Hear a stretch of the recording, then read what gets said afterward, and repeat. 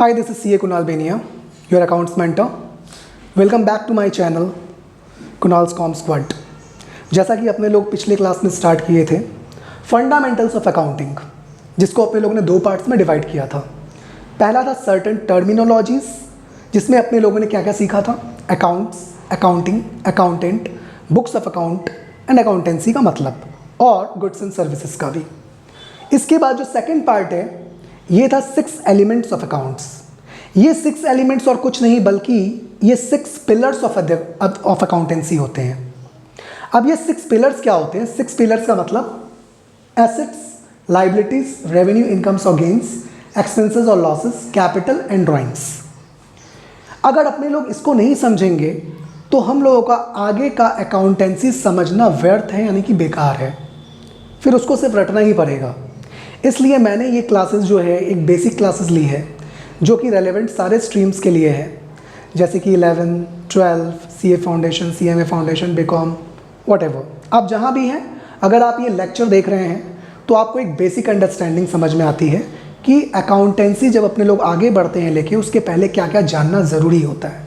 ठीक है, तो चलिए आज का लेक्चर अपने लोग स्टार्ट करते हैं।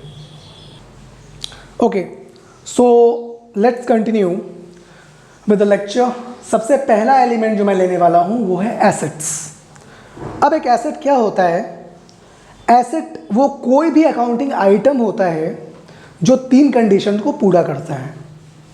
वो 3 कंडीशन कौन कौन से हैं? सबसे पहला, it has to be a resource. Resource का मतलब होता है thing. Now these may be tangible और इनटैंजिबल। टैंजिबल का मतलब जिसे वही देखा जा सकता है, जिसे छू सकते हैं, तो वो टैंजिबल हो गया। इसका ठीक उल्टा होता है इनटैंजिबल, जिसे ना देख सकते हैं ना छू सकते हैं। ये पहला कंडीशन। दूसरा होता है it is controlled by the entity. Now control का मतलब होता है एंटिटी का किसी भी चीज पे कंट्रोल तब आता है जब एंटिटी उस चीज का ओनर होता है। अब ओनरशिप भी 2 तरह के होते हैं। पहला होता है रजिस्टर्ड ओनरशिप और दूसरा होता है बेनिफिशियल ओनरशिप। अब रजिस्टर्ड और बेनिफिशियल ओनरशिप का मतलब क्या होता है? फॉर एग्जाम्पल, मैंने आज के दिन एक बिल्डिंग एक्वायर किया है। बिल्डिंग की कीमत थी ₹50 लाख। अगर मैंने इस पूरे अमाउंट को एक बार में पेमेंट कर दिया तो इसमें क्या होगा? वो जो टाइटल है बिल्डिंग का वो एक बार में मेरे नाम पे ट्रांसफर हो जाएगा और मैं उसका ओनर बन जाऊंगा। तो ये होता है रजिस्टर्ड ओनरशिप, मतलब कि मैं उसका रजिस्टर्ड ओनर बन जाऊंगा। लेकिन कभी कभी क्या होता है कि मैं बिल्डिंग को एक बार में नहीं खरीद सकता, तो मैं उसे लोन लेके इंस्टॉलमेंट पे खरीदता हूं। तो अगर मैं उस बिल्डिंग की कीमत इंस्टॉलमेंट में कर रहा हूं, किश्तों में कर रहा हूं, तो वो बिल्डिंग मैं उसका रजिस्टर्ड ओनर कब बनूंगा? जब मेरी आखिरी किश्त पूरी हो जाएगी, जब मैं उसका लास्ट वाला इंस्टॉलमेंट पूरा दे दूंगा, तब क्या होगा कि मैं उस बिल्डिंग का पूरा रजिस्टर्ड ओनर बन जाऊंगा। लेकिन इसका मतलब ये नहीं है कि जब तक मैं उसका आखिरी किश्त पूरा नहीं करता मुझे उस बिल्डिंग का हक नहीं है। मुझे हक है। मैं उसका रजिस्टर्ड ओनर तो नहीं रहूंगा, लेकिन मैं उसका क्या बन जाऊंगा? Beneficial owner. मैं उसका बेनिफिट का हकदार बन जाऊंगा। मैं वहां पे अपना ऑफिस खोल सकता हूं, मैं वहां पे अपना काम धंधा कर सकता हूं, मैं वहां पे कुछ भी कर सकता हूं। मतलब वो प्रॉपर्टी मुझे बेनिफिट देती रहेगी। तो रजिस्टर्ड का मतलब जहां पे टाइटल पूरा का पूरा मेरे नाम पे ट्रांसफर हो गया है, और जहां पे टाइटल अभी ट्रांसफर हुआ नहीं है, जो लास्ट इंस्टॉलमेंट के बाद ट्रांसफर होगा, उसको बोलेंगे बेनिफिशियल ओनरशिप। इस केस में एक होता है तुम्हारा हायर परचेज सिस्टम। जैसे कि हायर परचेज में जैसे अपने लोग इंस्टॉलमेंट में गाड़ियाँ लाते हैं, इंस्टॉलमेंट में फ्लैट्स लेते हैं, जो भी चीज़ इंस्टॉलमेंट्स में लेते हैं उसके अपने लोग बेनिफिशियल ओनर कहलाते हैं। तो यानी कि अगर आपको कंट्रोल चाहिए, या तो आपको रजिस्टर्ड ओनर बनना पड़ेगा या तो आपको बेनिफिशियल ओनर बनना पड़ेगा। ज़रूरी नहीं है कि आपको रजिस्टर्ड ओनर ही बनना पड़े। आप बेनिफिशियल ओनर हो तब भी उसका कंट्रोल आपके हाथ में है। नेक्स्ट, इसके बाद आता है फ्यूचर इकोनॉमिक बेनिफिट्स। अब इसका मतलब क्या है? अगर आपके पास जो थिंग है उसको अगर आप फ्यूचर में बेच देते हो तो उससे आपको आमदनी होगी, उससे आपको पैसा मिलेगा या पैसे का इक्विवेलेंट मिलेगा, यानी कि मनी और मनीज इक्विवेलेंट। कहने का मतलब है आज के दिन अगर आपने बिल्डिंग लिया है, आप 10 साल के बाद 10 साल के बाद उसे बेच रहे हो। अब ज़रूरी तो नहीं है कि आपको यही है कि आप जब बेचोगे तो आपको पैसा ही मिले। आप हो सकते हो दूसरे बिल्डिंग के एक्सचेंज में आप अपना बिल्डिंग दे रहे हो, मतलब आप अपना पुराना बिल्डिंग देके एक नया बिल्डिंग ले रहे हो। हाँ, उसमें कुछ एक्स्ट्रा पैसा भी देना पड़ेगा तो आप दे दोगे, तो एक्सचेंज भी होता है। अब कभी कभी वो सर्टेन भी होता है, कभी कभी वो अनसर्टेन भी होता है। सर्टेन का मतलब आज ही के दिन पता है कि फ्यूचर में कितना मिलने वाला है, एग्जैक्ट अमाउंट, तो ये सर्टेन हो गया। वो फ्यूचर इकोनॉमिक बेनिफिट्स क्या हो गया, सर्टेन हो गया। लेकिन आज के दिन खड़ा होकर के आप फ्यूचर का बोल रहे हो कि कितना मिलने वाला ये नहीं पता, तो वो क्या हो गया, अनसर्टेन। तो फ्यूचर इकोनॉमिक बेनिफिट सर्टेन भी हो सकता है, अनसर्टेन भी हो सकता है। तो एक एसेट का कुल मिलाकर के कितने कंडीशंस हुए, 3। पहला वो रिसोर्स होगा, टेंजिबल या इंटेंजिबल। दूसरा, एंटिटी के पास उसका कंट्रोल होना चाहिए। अब ये कंट्रोल आता है या तो रजिस्टर्ड ओनर बनकर या तो बेनिफिशियल ओनर बनकर। तीसरा, उसके बेचने से आपको फ्यूचर में इकोनॉमिक बेनिफिट होगा या उससे आपको फ्यूचर इकोनॉमिक बेनिफिट होगा, जैसे कि सर्टेन भी हो सकता है और अनसर्टेन भी हो सकता है। अब इस चीज़ को कुछ एग्जाम्पल्स की मदद से समझते हैं। तो मैंने नीचे में एक कॉलम्स फॉर्म में एक फॉर्मेट बना दिया है, इसमें मैं एग्जाम्पल्स दूंगा और उसको समझता हूँ। सबसे पहला एग्जाम्पल मैं लेता हूँ लैंड। लैंड का मतलब क्या हुआ, ज़मीन। अब ज़मीन क्या है, रिसोर्स है, तो answer is yes, it is a tangible thing. आप इसे देख भी सकते हो, छू भी सकते हो, तो यानी कि यस, ये क्या हो गया मेरे लिए, एक टेंजिबल थिंग है। तो पहला कंडीशन तो मैंने सेटिस्फाई कर दिया। दूसरा, अब एक लैंड पे आपका कंट्रोल या तो रजिस्टर्ड ओनर बन के आएगा या तो बेनिफिशियल। अब मान लीजिए आपने उसको इंस्टॉलमेंट पे लिया है, तो आपने अगर इंस्टॉलमेंट पे लिया है तो आप तो बेनिफिशियल ओनर बन गए, यानी कि आपने दूसरा कंडीशन भी सेटिस्फाई कर लिया। अब तीसरे कंडीशन पे आते हैं। इसको अगर आप फ्यूचर में बेचते हो तो आपको इससे फ्यूचर इकोनॉमिक बेनिफिट होने वाला है, आमदनी होने वाला है। अब अगर एक कॉन्ट्रैक्ट आप किसी से कर लियो कि फ्यूचर में मैं आपको इतने में ही बेचूंगा, तब तो वो सर्टेन है। लेकिन आपके साथ किसी का कॉन्ट्रैक्ट नहीं है, कोई एग्रीमेंट नहीं है कि आज से 10 साल के बाद अगर मैं ये लैंड बेचूंगा तो इतने अमाउंट में बेचूंगा, तब वो अनसर्टेन है। अब मान के चलिए ये अनसर्टेन ही है, तो यहाँ पे ये तीसरा कंडीशन भी तो सेटिस्फाई कर रहा है। इसीलिए एक लैंड क्या होता है, एसेट होता है। Is that clear? नेक्स्ट, उसी तरह से बिल्डिंग, मशीनरी, सब कुछ होता है। अब आते हैं अपने लोग स्टॉक ऑफ गुड्स, मतलब जिस गुड्स में मैं डील करता हूं, अगर मैं उसको बेच रहा हूं तो उससे भी क्या होता है, देखते हैं। तो एक गुड्स क्या होता है, क्या ये एसेट है? तो सबसे पहला ये टेंजिबल आइटम होता है गुड्स। अपने लोग पहले क्लास में ही डिस्कस किए थे कि ये क्या होता है, टेंजिबल आइटम होता है जिसे छू सकते हैं, देख सकते हैं। दूसरा चीज क्या हो गया, is it controlled by the entity. तो देखिए, गुड्स अगर आपने खरीदा है तभी तो आप बेचोगे, तो गुड्स आपका है तो आप ही तो कंट्रोल करोगे, समझ में आया? यानी कि आप उसके रजिस्टर्ड ओनर हो, तो yes, it is controlled by the entity. तीसरा, गुड्स को बेचोगे तो फ्यूचर इकोनॉमिक बेनिफिट्स आपको हो ही रहा है, और यहाँ पे जनरली आपका फ्यूचर इकोनॉमिक बेनिफिट सर्टेन ही रहता है, बिकॉज आप एक सर्टेन सेलिंग प्राइस गुड्स का पहले से तय कर लेते हो कि इतना मैं बेचूंगा तो इतना मिल जाएगा। Is that clear? अब तीसरा आता हूं, ये थोड़ा सा डाइसी है, डेटर्स। डेटर्स का मतलब क्या होता है, जब आप अपने गुड्स को किसी को क्रेडिट में बेचते हो, उधार में बेचते हो, तो सामने वाले से वो उधारी का पैसा मिलना आपको बाकी है, तो सामने वाला आपका डेटर बन गया। अब डेटर एसेट होता है या नहीं, चलिए समझते हैं। हालांकि आप लोगों को सबको पता है कि शायद, मतलब सबको तो नहीं, कुछ लोगों को पता होगा कि डेटर एसेट होता है, बिकॉज ये बैलेंस शीट में आता है, this is a balance sheet item, यानी कि डेटर एसेट होता है।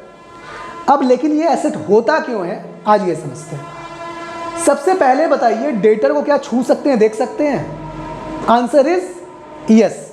ठीक है, तो चलो मैं एक बार यस कर देता हूं, अभी मैंने अपना आंसर कंप्लीट नहीं किया है। ठीक है, नेक्स्ट, क्या मैं उस डेटर का रजिस्टर्ड ओनर बन गया? अब भैया, आप किसी से कोई चीज़ आप किसी को बेचते हो, उससे पैसा मिलना बाकी है, आपने उसको खरीद लिया क्या? आप अपने डेटर को खरीद के अपने गोडाउन में क्या कैदी बना के रखोगे? Not possible. आप किसी भी इंसान को नहीं खरीद सकते, तो यहां पे आप रजिस्टर्ड ओनर या बेनिफिशियल ओनर होने का बात ही नहीं, यानी कि कंडीशन तो पिट गया। तो सर एसेट कैसे बन गया? एसेट इसलिए बना क्योंकि आपने जो पहला वाला यहां पे टिक किया, यही गलत है। ये टेंजिबल रिसोर्स नहीं होता, ये इनटेंजिबल रिसोर्स होता है। समझिएगा बात को। आप अगर मिस्टर ए हो, आपने बी को क्या बेचा है? अपना गुड्स। तो आपने इसे गुड्स सोल्ड आउट किया है और क्रेडिट पे किया है, ठीक है। तो ये आपके लिए डेटर बन गया। देखिए, जब भी आप किसी चीज़ को उधार में बेचते हो ना, तो दो चीज़ों का जन्म होता है, एक होता है राइट और एक होता है ऑब्लिगेशन। ए बोलेगा मेरे पास राइट है तुमसे, मान लो इस गुड्स का कीमत था ₹10,000, तो ए क्या बोलेगा बी से कि देखो बी, मैंने तुमको अपना गुड्स जो है वो क्रेडिट में बेचा था, मेरा राइट बनता है, मेरा हक बनता है, मैं तुमसे पैसे वसूलूंगा।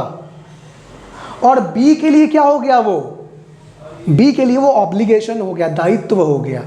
तो मतलब जो ए के लिए राइट है वही बी के लिए ऑब्लिगेशन है। इन दोनों चीज़ों का जन्म एक साथ होता है, क्योंकि अगर किसी चीज़ के लिए किसी के लिए सामने वाला चीज़ उसका राइट है, तो सामने वाले के लिए वही चीज़ उसका ऑब्लिगेशन होता है, ठीक है। अब ये राइट क्या है? क्या आप किसी के राइट को, किसी के हक को देख सकते हो, छू सकते हो? नहीं, ये एक इनटेंजिबल रिसोर्स हो गया। Because right is what? It is an intangible resource. यानी कि डेटर को अपने लोग टेंजिबल नहीं, इनटेंजिबल रिसोर्स बोलेंगे। डेटर पे अपना कंट्रोल नहीं है, उसके राइट पे अपना कंट्रोल है। समझ में आया? तो यहाँ पे ये मेरे लिए एक इनटेंजिबल रिसोर्स होता है, क्योंकि ये मेरा हक है डेटर से पैसा मांगना। अब आगे उस हक के बारे में बात करते हैं। क्या मैं उस हक का रजिस्टर्ड ओनर हूँ? यस, उस हक का मैं रजिस्टर्ड ओनर हूँ, क्योंकि मैंने जिस दिन अपना गुड्स बेचा ना, मैंने उसे एक इनवॉइस, एक बिल बना के दिया, वो बिल ही कॉन्ट्रैक्ट बन गया, जिस कॉन्ट्रैक्ट के आधार पे मैं क्या क्लेम कर सकता हूँ? वो 10,000 रुपये। यानी कि उस 10,000 रुपये का मैं रजिस्टर्ड ओनर बन गया। मैं डेटर का ओनर नहीं बना, मैं उस हक का ओनर बना। ओके, तो यहाँ पे यस, रजिस्टर्ड ओनर, फाइनल। अब क्या उस हक को मैं फ्यूचर में बेच सकता हूँ? Answer is yes. आपने कभी कभी ऐसा ट्रांजैक्शन सुना होगा कि आपको बी से मिलना बाकी है, वैसे ही ए को एक और क्रेडिटर खड़ा है, उसको देना बाकी है 10,000। तो मैं ए को डायरेक्टली बोलूँगा बी तू जाके डायरेक्ट सी को दे दे। तो मैंने क्यों ऐसा बोला बी को? क्योंकि मैंने अपना राइट सी को बेच दिया। अब बी मेरे को पेमेंट नहीं करके किसको पेमेंट करने वाला है? सी को। तो बात समझ में आ गया होगा। तो यहां पे अपने लोगों ने क्या देखा? It has future economic benefits, क्योंकि इसको सेल के भी अपने कमा सकते हैं, या फिर अगर डायरेक्टली देखें ना, अगर इसको नहीं भी बेचते हैं तो भी तो पैसा अपने पास ही आ रहा है। It has future economic benefit. I hope this is clear. तो चलिए, ये भी जनरली आपका सर्टेन ही रहने वाला है। तो अपने लोगों ने कुछ आइटम्स को चेक किया और आज के दिन ये समझे कि इन आइटम्स को एक्चुअली में एसेट क्यों बोला जाता था। तो यही वो रीज़न है जिसके वजह से इन आइटम्स को अपने लोग एसेट के लिए क्लासिफाई करते हैं। तो एसेट होने के लिए 3 कंडीशन का होना ज़रूरी है: resource, control and future economic benefits. Clear? चलिए अब next. Okay, let's move on to the next element, that is liability. तो लाइबिलिटी क्या होता है? लाइबिलिटी उस अकाउंटिंग आइटम को अपने लोग कहते हैं जो 2 कंडीशंस को सेटिस्फाई करती हैं। पहला क्या है? It is a present obligation of an entity arising from the past event, और दूसरा होता है it is expected to be settled through outflow of one और more economic resources of the entity. चलिए इसका मतलब समझते हैं। तो सबसे पहला वाला जो कंडीशन है वो, उसमें 2 वर्ड्स आपको दिख रहा होगा, present obligation and past events. तो इन दोनों को पहले मैं समझाता हूँ। इस सेंटेंस का मतलब है कि आपने आपके वर्तमान में नहीं, आपके भूतकाल में, आपके पास्ट में कुछ ऐसा घटना घटित हुआ है जिसके वजह से आपके पास आज वो ऑब्लिगेशन है, आपके पास वो दायित्व है। मतलब पिछली घटनाओं का वो फल है आज का दायित्व।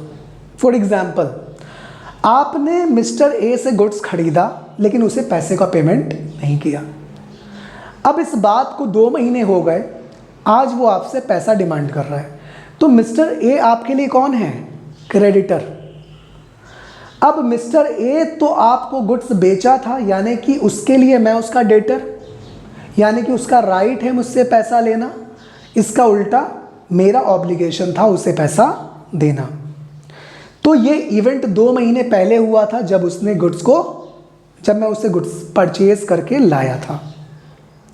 अब गुड्स परचेज करके लाया तो आज मेरा एक ऑब्लिगेशन बना, आज के दिन यानी कि एक प्रेजेंट ऑब्लिगेशन बना, उससे वो पैसा लौटाना।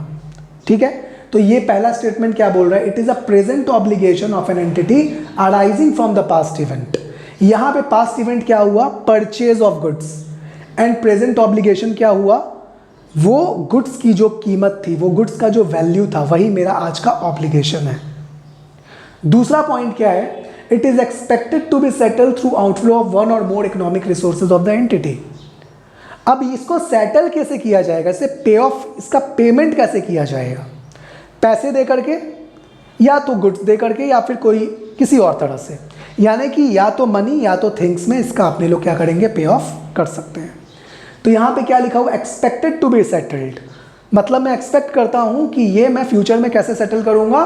थ्रू इकोनॉमिक, वन और मोर इकोनॉमिक रिसोर्सेज, मतलब कैश से, चेक से, या उसको दूसरा गुड्स दे करके, या अपना कुछ एसेट्स दे करके, तो मैं इसको सेट ऑफ कर सकता हूँ, पे ऑफ कर सकता हूँ। तो 2 कंडीशन रखता है लायबिलिटी। पहला, ये एक प्रेजेंट ऑब्लिगेशन है जो कि पास्ट इवेंट की वजह से हुआ, और इसको फ्यूचर में सेटल कैसे करेंगे? अपने ही एंटिटी का कुछ इकोनॉमिक रिसोर्सेज उसे दे करके, cash, goods, assets, whatever. Okay, तो यहां पे मैंने 3 एग्जांपल्स लिए हैं। पहला है लोन गिवन। अगर मैं किसी एंटिटी को लोन देता हूं, लोन गिवन नहीं, ओके, तो मेरा यहां पे पहला एग्जांपल है लोन टेकन, दूसरा हो गया आपका ट्रेड पेबल्स यानी क्रेडिटर्स, और तीसरा हो गया आउटस्टैंडिंग एक्सपेंसेस। तो चलिए इसको एक बार समझ लेते हैं। पहला लोन टेकन, मैं अगर किसी से लोन लेके आ रहा हूं तो ये एक इवेंट हो गया। मान लीजिए वो लोन मैंने 1 साल पहले लिया था और वो लोन था ₹1 लाख का। तो आज के दिन मेरा एक ऑब्लिगेशन बन रहा है, उसको वो लोन रीपे करना है, यानी कि पेमेंट करना है। तो लोन लेना वाज अ पास्ट इवेंट, और आज के दिन उसको पेमेंट करना इज अ प्रेजेंट ऑब्लिगेशन। अब इस ऑब्लिगेशन को मैं कैसे पूरा कर सकता हूँ? Which is expected to be settled through the outflow of one और मोर इकोनॉमिक रिसोर्सेज। अब इस लोन की कीमत के जगह मैं उसे कैश दे सकता हूँ, अपने ही गुड्स दे सकता हूँ, या फिर अपना कुछ एसेट दे सकता हूँ, जिससे वो उसका लोन चुक जाए। उसी तरह से अपना ट्रेड पेबल्स होता है, क्रेडिटर, जिससे मैं गुड्स क्रेडिट में परचेस करके लाया हूँ, तो ये पास्ट इवेंट हो गया। आज का जो पेमेंट करना वो उसका प्रेजेंट ऑब्लिगेशन है मेरा, और उसे मैं पे ऑफ कर सकता हूँ कैश में, या गुड्स में, या किसी और एसेट्स को देके। तीसरा हो जाएगा आपका आउटस्टैंडिंग एक्सपेंसेस। आउटस्टैंडिंग एक्सपेंसेस क्या होता है? जैसे कि मैंने किसी फलाने थर्ड पार्टी से काम करवा लिया है, लेकिन उसका पेमेंट अभी नहीं किया है। फॉर एग्जांपल, मेरे ऑफिस में एक एम्प्लॉई है जो मेरे लिए काम कर रहा है। अब मान लीजिए उसका हर महीने के 30 तारीख को क्या होता है? पेमेंट ड्यू हो जाता है सैलरी का। अब वो 15 दिन से मुझे बोल रहा है कि सैलरी का पेमेंट कर देने के लिए, जो कि मैं कर नहीं रहा। तो ये क्या हो गया? एक पास्ट इवेंट था उसका काम करना मेरे ऑफिस में, जिसके वजह से आज के दिन मुझे उसे पेमेंट देने का एक ऑब्लिगेशन बनता है, प्रेजेंट ऑब्लिगेशन, सैलरी। और ये सैलरी को मैं कैसे उससे पेमेंट कर सकता हूँ? उसे कैश दे करके, या कोई और एसेट दे करके। Is that clear? तो फिलहाल मैंने ये 3 एग्जाम्पल लिया है, loan taken, trade payables and outstanding expenses. Hope ये आपको समझ में आया होगा। अब अपने लोग आगे मूव करेंगे। ओके, तो आज के लिए मैं इन दोनों को ही यहाँ पे रखता हूँ, और अपने लोग का जो नेक्स्ट 4 एलिमेंट्स रिमेनिंग है उसको आने वाले सेशन में अपने लोग कंप्लीट कर लेंगे। Hope you like my lecture. So have a wonderful day. Thank you.